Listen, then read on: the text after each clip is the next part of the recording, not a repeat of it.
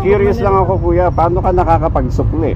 Ay, ano po? Ay, magaling din. Meron po akong balls na Okay. dala yung tabo ko eh.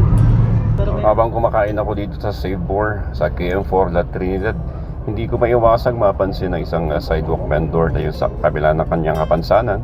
Nagagawa niya maghanap buhay at ito siya pa ang nagbabalik sa mga hindi binabalik ng mga customers na push cart. Iyan po siya at dahil po dyan, gusto ko talaga siya makakwentuhan sandali. 100. 100. Opo.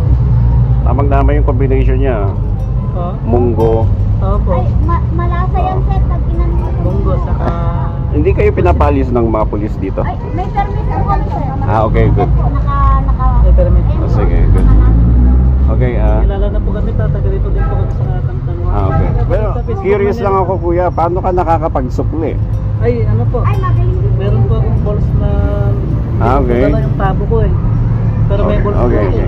Pero sige, kunin ko ng lahat ha. Talaga po? Opo, sir. Oo. Maraming salamat po. Oh, so, Baka meron dyan- ano yung paninda niyo dyan? Ube? Ube po, sir. Tatatlo na. Sige. Gawa din po namin ng kasama po namin. Organic po ito. Organic. Sige, kunin ko ng lahat yan. Yung ano, ube. Talaga po, sir? Hindi ka nagbibiro. Mag-asawa po kayo?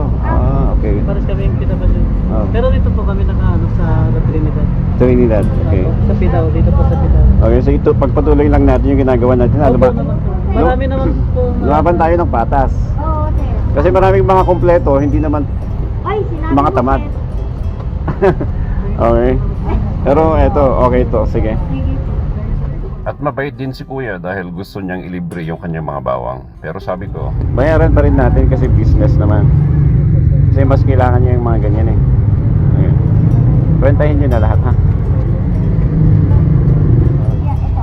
Business is business tayo. Huwag niyong ililibre yung paninda niyo. Opo. Ganun 1-1 yun. po ito, sir. Ano? 1-1 po. 1-1 plus yung ano, tatlong ube, magkano yun? Bagay 1-4. Ha? 1-4 po. Okay, okay. Lang yan.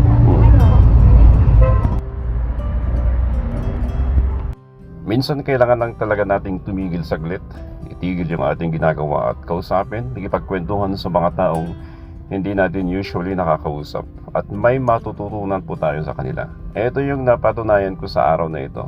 Walang dahilan para ang isang tao ay maging tamad.